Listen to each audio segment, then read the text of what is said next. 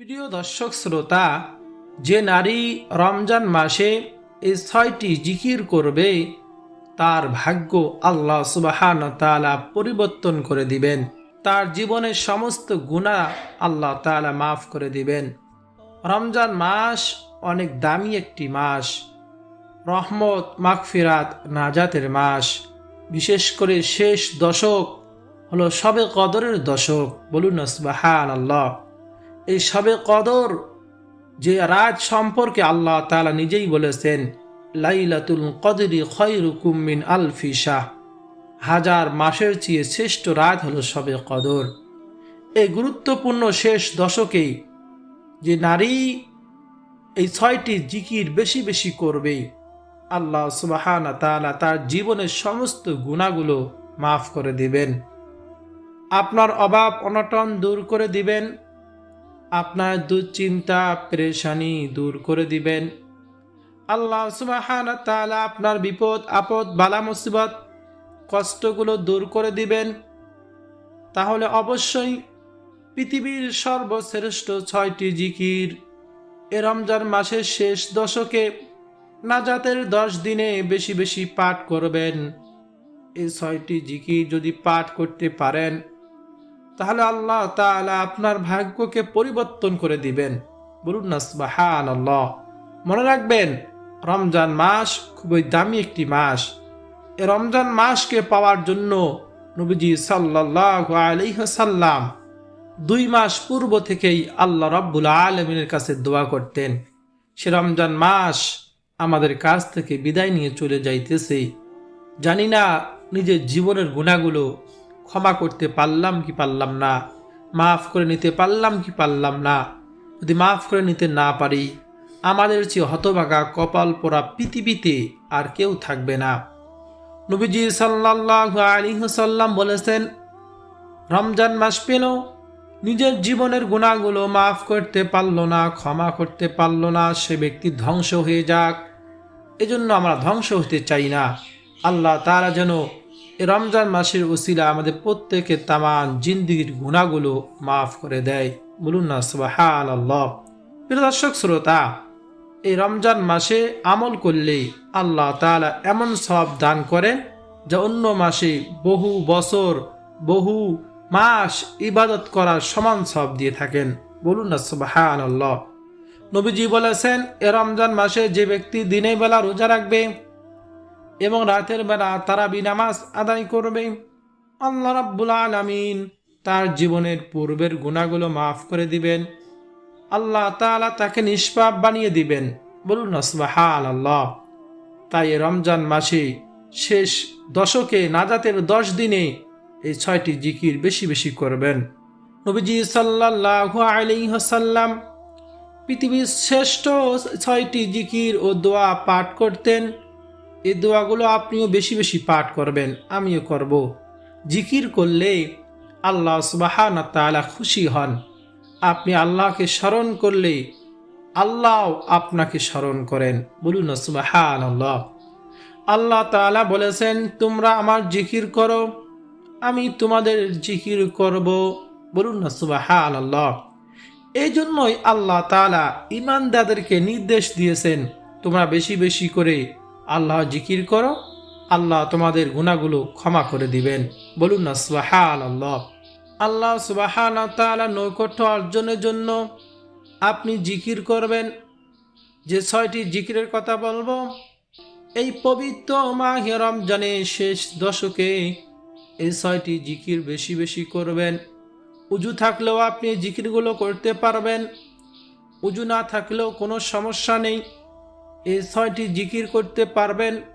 ও প্রিয় মহিলা মা বোনেরা, আপনাদের বিশেষ দিনগুলোতে পিরিয়ড অবস্থায় নামাজ থাকে না, রোজা থাকে না, আল্লাহর পক্ষ থেকে যে বিশেষ অবস্থার কারণে এসব বিরতি থাকে, তখন আপনি এই পৃথিবীর শ্রেষ্ঠ ৬টি জিকির ও দোয়া পাঠ করতে পারবেন, কোনো সমস্যা নেই। আল্লাহ সুবহানাহু ওয়া তাআলা পবিত্র কোরআন মাজিদে বলেন, হে মুমিনগণ, তোমরা আল্লাহকে স্মরণ করো, অধিক পরিমাণে স্মরণ করো এবং সকাল বিকাল আল্লাহর পবিত্রতা ঘোষণা করো। বলুন না সুবহানাল্লাহ। আল্লাহ সুবহানাহু ওয়া তাআলা আরো বলেন, অধিক জিকিরকারী পুরুষ ও জিকিরকারী নারী তাদের জন্য আল্লাহ তাআলা প্রস্তুত রেখেছেন ক্ষমা ও মহা পুরস্কার। বলুন না সুবহানাল্লাহ। আল্লাহ তাআলা আরো বলেন, তোমরা আমাকে স্মরণ করো, আমি তোমাদেরকে স্মরণ করব, এবং শুকুর গুজারি করো না, শুকরিয়া করো না। আল্লাহর জিকির হচ্ছে যাবতীয় ইবাদতের রূহ। আবু উসমান রাহমাতুল্লাহি আলাইহি বলেন, কোরআন মাজিদের ওয়াদা অনুযায়ী যখন কোনো বান্দা বান্দি আল্লাহকে স্মরণ করে, তখন আল্লাহ সুবহানাহু ওয়া তাআলা তাকে স্মরণ করেন। বলুন না সুবহানাল্লাহি ওয়া বিহামদিহি, সুবহানাল্লাহ। হযরত আবু হুরায়রা রাদিয়াল্লাহু তাআলা আনহু বলেন, রাসূলুল্লাহ সাল্লাল্লাহু আলাইহি ওয়াসাল্লাম বলেছেন, আল্লাহ সুবহানাহু ওয়া তাআলা 7 ব্যক্তিকে আরশের ছায়ায় স্থান দিবেন কাল কিয়ামতের ময়দানে। তার মধ্যে ওই ব্যক্তি যে একান্তে আল্লাহ তাআলাকে স্মরণ করেছে এবং তার 2 চোখ থেকে অশ্রু প্রবাহিত হয়েছে। বলুন না সুবহানাল্লাহ। হযরত আবু সাঈদ খুদরি বলেন, রাসূলুল্লাহ সাল্লাল্লাহু আলাইহি ওয়াসাল্লাম বলেছেন, আল্লাহ জিকির এত বেশি করতে থাকো যে লোকেরা যেন পাগল বলে, এত বেশি জিকির করো। বলুন না সুবহানাল্লাহ। ও প্রিয় মহিলা মা বোনেরা, জিকির অত্যন্ত দামি একটি ইবাদত। এই জিকির শুয়ে থাকলেও করা যায়, বসে থাকলেও করা যায়, হাঁটতেছেন, কাজ করতেছেন, রান্না করতেছেন, অফিস আদালতের কাজ, সর্ব অবস্থায় জিকির এমন একটি আমল করা যায় যে অন্য অন্য আমলগুলো সব সময় কিন্তু করা যায় না। আর জিকির করলে কি যে ফজিলত, আপনি যদি আরো শোনেন আরো আশ্চর্য হয়ে যাবেন, অবাক হয়ে যাবেন। এই জন্য জিকিরগুলো করবেন। 1 নম্বর জিকিরটা হলো সুবহানাল্লাহ। সুবহানাল্লাহ 100 বার কমপক্ষে প্রত্যেক দিন পাঠ করব। শবে কদরের রাতে বেশি বেশি সুবহানাল্লাহ জিকির করব। প্রতিদিন 100 বার সুবহানাল্লাহ জিকির করলে 1000 সওয়াব লেখা হয়, 1000 পাপ মাফ করা হয়। সহিহ মুসলিম শরীফের হাদিস। কিন্তু মনে রাখবেন, রমজান মাসে 70 গুণ বেশি। বলুন না সুবহানাল্লাহ। অর্থাৎ 100 বার সুবহানাল্লাহ পাঠ করলে 1000-এর জায়গায় আল্লাহ তাআলা 70,000 সওয়াব দিবেন, 70,000 পাপ মাফ করে দিবেন। বলুন না সুবহানাল্লাহ। তারপর আলহামদুলিল্লাহ জিকির বেশি বেশি করব। আলহামদুলিল্লাহ জিকির করলে মিজানের পাল্লাকে ভারী করে দেয়। কাল কিয়ামতের ময়দানে মিজানের পাল্লাকে ভারী করে দিবে এ আলহামদুলিল্লাহ। এবং বলা হয় সর্ব উত্তম দোয়া হলো আলহামদুলিল্লাহ। আল্লাহ তাআলা শুকরিয়া আদায় করার সংক্ষিপ্ত বাক্য হলো আলহামদুলিল্লাহ। আল্লাহ সুবহানাহু ওয়া তাআলা পবিত্র কোরআনুল কারিমের মধ্যে ঘোষণা করেন, যে বান্দা আমার নিয়ামত পেয়ে শুকরিয়া আদায় করে আমি তার নিয়ামতকে আরো বাড়াইয়া দেই, আর যে শুকরিয়া আদায় করে না তার নিয়ামতকে ছিনিয়া নেই। এই জন্য বেশি বেশি আলহামদুলিল্লাহ জিকির করব। দেখেন, প্রতিটি সেকেন্ডে নিঃশ্বাস ফেলতেছি, নিতেছি, চোখ দিয়ে দেখতেছি, কান দিয়ে শুনতেছি। আল্লাহ তাআলা যে সুস্থ রেখেছেন, এই সুস্থতা হলো সবচেয়ে বড় নিয়ামত। অসুস্থ হলেই বোঝা যায় সুস্থতা কত বড় নিয়ামত। আল্লাহ তাআলা নিয়ামত দান করেছেন, এই জন্য বেশি বেশি আলহামদুলিল্লাহ জিকির করব। অন্য এক হাদিসে এসেছে, নবীজি সাল্লাল্লাহু আলাইহি ওয়াসাল্লাম বলেছেন, সুবহানাল্লাহ আলহামদুলিল্লাহ এর জিকিরের ফলে আসমান এবং জমিনের মধ্যবর্তী যত ফাঁকা জায়গা আছে, এই ফাঁকা জায়গাগুলো নেকি দ্বারা আল্লাহ সুবহানাহু ওয়া তাআলা ভরপুর করে দেন। বলুন না সুবহানাল্লাহ। এই জন্য এই জিকিরগুলো করব। যারা কোরআন শরীফ পড়তে পারি না, এই জিকিরগুলো তারা তো বেশি বেশি করব, আর যারা পারি তারাও ওই জিকিরগুলো করব। 3 নম্বর জিকিরটি হলো লা ইলাহা ইল্লাল্লাহ। সর্ব উত্তম জিকির হলো লা ইলাহা ইল্লাল্লাহ। কিয়ামতের ময়দানে আল্লাহ তাআলা বলবেন, হে মুহাম্মদ সাল্লাল্লাহু আলাইহি ওয়াসাল্লাম, আমার সৃষ্টির মধ্য হতে আপনার উম্মতের মধ্যকার এমন ব্যক্তিকে জান্নাতে প্রবেশ করান যে ব্যক্তি জীবনে একবার হলো লা ইলাহা ইল্লাল্লাহ পাঠ করেছে এবং এর উপর মৃত্যুবরণ করেছে। বলুন না সুবহানাল্লাহ। লা ইলাহা ইল্লাল্লাহ জিকির যে বেশি বেশি করবে মৃত্যুর সময় এই কালিমা লা ইলাহা ইল্লাল্লাহ মুহাম্মদ রাসূলুল্লাহ তার নসিব হবে, ঈমানের সঙ্গে মৃত্যু হবে। বলুন না সুবহানাল্লাহ। তারপর 4 নম্বর জিকিরটি হলো সুবহানাল্লাহি ওয়ালহামদুলিল্লাহি ওয়ালা ইলাহা ইল্লাল্লাহু ওয়াল্লাহু আকবার। এই জিকির হলো আল্লাহ সুবহানাহু ওয়া তাআলার কাছে সবচেয়ে প্রিয়। আল্লাহ নবী রাসূলুল্লাহ সাল্লাল্লাহু আলাইহি ওয়াসাল্লামের কাছেও প্রিয়। এই জিকিরের মাধ্যমে আল্লাহ তাআলার নৈকট্য অর্জন হয়। বলুন না সুবহানাল্লাহ। এই 4টি জিকির বেশি বেশি করব ইনশাআল্লাহ। 5 নম্বর জিকিরটি হলো সুবহানাল্লাহি ওয়া বিহামদিহি। প্রতিদিন 100 বার পাঠ করলে সমুদ্র ফেনা পরিমাণ সগীরা গুনাহ থাকলেও তাকে মাফ করে দেওয়া হবে। সহিহ বুখারী, সহিহ মুসলিম শরীফের হাদিস। এজন্য সুবহানাল্লাহি ওয়া বিহামদিহি প্রত্যেক দিন 100 বার করে পাঠ করব। মনে হতে পারে আপনার কাছে এগুলো সহজ, আসলেই সহজ, সকলেই পারি, কিন্তু এর ফজিলত কত বেশি আপনি কি কল্পনা করতে পেরেছেন? এই জিকিরগুলো আমরা করব। নবীজি বলেন সুবহানাল্লাহি ওয়া বিহামদিহি সুবহানাল্লাহিল আযীম। এই কালিমাগুলো জিহ্বায় উচ্চারণের সহজ, মিজানের পাল্লায় ভারী, আল্লাহ তাআলার নিকট অধিক প্রিয়। বলুন না সুবহানাল্লাহ। নবীজি আরো বলেন, যে ব্যক্তি সুবহানাল্লাহিল আযীম ওয়া বিহামদিহি পাঠ করবে প্রতিবারে তার জন্য জান্নাতে একটি করে খেজুর গাছ রোপণ করা হবে। বলুন না সুবহানাল্লাহ। প্রিয় দর্শক, জান্নাত আল্লাহ তাআলা এমনই ভাবে সৃষ্টি করেছেন যার আমলের পাওয়ার যত বেশি হবে, আমল যার যত বেশি হবে তার জান্নাত ততই সুন্দর হবে। তার প্রমাণ হলো এখানে যত সুবহানাল্লাহিল আযীম ওয়া বিহামদিহি পাঠ করবেন প্রতিবারে আপনার জন্য জান্নাতি খেজুর গাছ রোপণ করা হবে।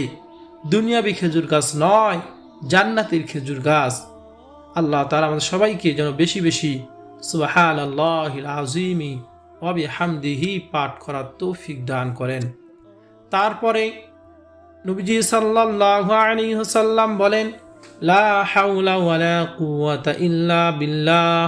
বেশি বেশি জিকির করার জন্য লা হাওলা ওয়ালা কুওয়াতা ইল্লা বিল্লাহ হচ্ছে জান্নাতের গুপ্তধন সমূহের মধ্যে একটি গুপ্তধন, এবং লা হাওলা ওয়ালা কুওয়াতা ইল্লা বিল্লাহ বেশি বেশি পাঠ করলে শয়তানের ওয়াসওয়াসা থেকে, ধোঁকা থেকে আল্লাহ তাআলা আমাদেরকে হেফাজত করবেন। বলুন না সুবহানাল্লাহ।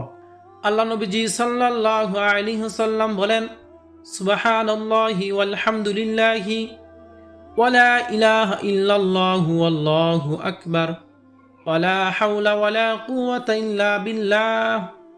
এই কালিমাগুলো হচ্ছে অবশিষ্ট নেক আমল সমূহ। বলুন না সুবহানাল্লাহ। সর্বশেষ যে জিকিরের কথা বলবো তা হলো দরুদ শরীফের আমল। প্রত্যেকটি আমল দোয়া কবুলের মাধ্যম হলো দরুদ শরীফ। দরুদ শরীফ পাঠ করে আমল করলে, দরুদ শরীফ পাঠ করে দোয়া করলে আল্লাহ সুবহানাহু ওয়া তাআলা সেই দোয়াগুলো সঙ্গে সঙ্গে আমলগুলো কবুল করে নেন। বলুন না সুবহানাল্লাহ। এজন্য নবীজি সাল্লাল্লাহু আলাইহি ওয়াসাল্লাম বলেছেন, কোনো ব্যক্তি যদি একবার দরুদ শরীফ পাঠ করে আল্লাহ তাআলা তাকে সাথে সাথেই 3টি পুরস্কারে পুরস্কৃত করেন। বলুন না সুবহানাল্লাহ। 1 নম্বর পুরস্কার তার 10টি গুনাহ ক্ষমা করে দেন। 2 নম্বর পুরস্কার তার 10টি গুনাহ মাফ করে দেন। 3 নম্বর পুরস্কার তার মর্যাদা 10 ধাপ বাড়িয়ে দেন। আরো আল্লাহ চাইলে আরো অধিক পরিমাণে দিতে পারেন, কিন্তু কমপক্ষে 3টি পুরস্কার দান করেন। 1 নম্বরে তার উপর 10টি রহমত নাজিল করেন, 10টি গুনাহ ক্ষমা করে দেন, 10 ধাপ মর্যাদা বাড়িয়ে দেন। এইতে আপনি বেশি বেশি দরুদ শরীফ পাঠ করবেন। সব থেকে ছোট দরুদ সাল্লাল্লাহু আলাইহি ওয়াসাল্লাম, আর সব থেকে শ্রেষ্ঠ দরুদ দরুদে ইব্রাহিম, তা হলো আল্লাহুম্মা সাল্লি আলা মুহাম্মাদিন ওয়া আলা আলি মুহাম্মাদ কামা সাল্লাইতা আলা ইব্রাহিম ওয়া আলা আলি ইব্রাহিম ইন্নাকা হামিদুম মাজিদ।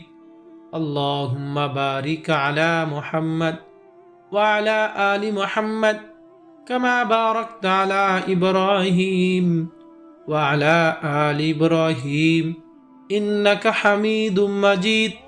এই দরুদ শরীফ পাঠ করার চেষ্টা করবেন। প্রিয় দর্শক শ্রোতা, এইভাবে আরো হাদিসে এসেছে, নবীজি বলেছেন, যে ব্যক্তি সকাল সন্ধ্যায় 10 বার করে দরুদ পড়বে, কাল কিয়ামতের ময়দানে নবীজি তাকে সুপারিশ করে শাফায়াত করে জান্নাতে নিয়ে যাবেন। বলুন না সুবহানাল্লাহ।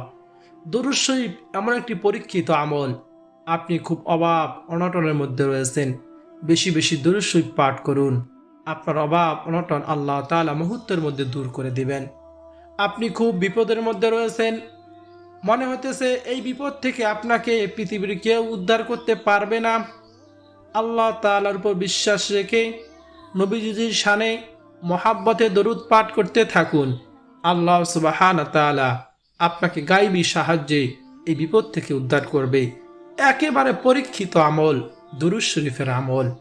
আল্লাহ তাআলার কিছু সংখ্যক ফেরেশতা এই দুনিয়ার জমিনে নিযুক্ত করা রয়েছে, যে ফেরেশতাদের কাজ হলো আমরা যখন দরুদ শরীফ পাঠ করি, আমাদের পাঠকৃত দরুদগুলো নবীজি সাল্লাল্লাহু আলাইহি ওয়াসাল্লাম রওজা মুবারকে পৌঁছায় দেয়, নবীজির সামনে পেশ করা হয়।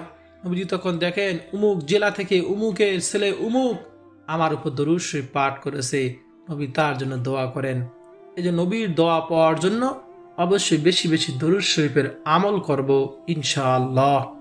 প্রিয় দর্শক শ্রোতা, আরেকটি আপনাদেরকে গোপন আমল শিখিয়ে দেই, যে আমল করলে জান্নাত নিশ্চিত। বলুন না সুবহানাল্লাহ। তা হলো সাইয়্যিদুল ইস্তিগফার। নবীজি বলেছেন, কোনো ব্যক্তি যদি সকালে একবার সাইয়্যিদুল ইস্তিগফার পাঠ করে সন্ধ্যা হওয়ার আগেই মারা যায়, সে জান্নাতি হবে। আবার যদি সন্ধ্যাবেলা একবার সাইয়্যিদুল ইস্তিগফার পাঠ করে সকাল হওয়ার আগেই মারা যায়, সেও জান্নাতি হবে। দেখেন, মানুষ মৃত্যুবরণ করে দুইটি সময়, হয় দিনে না রাতে। এই দুই সময় আমরা সাইয়্যিদুল ইস্তিগফার পাঠ করব ইনশাআল্লাহ। প্রিয় দর্শক শ্রোতা, জিকির অনেক দামি একটি ইবাদত।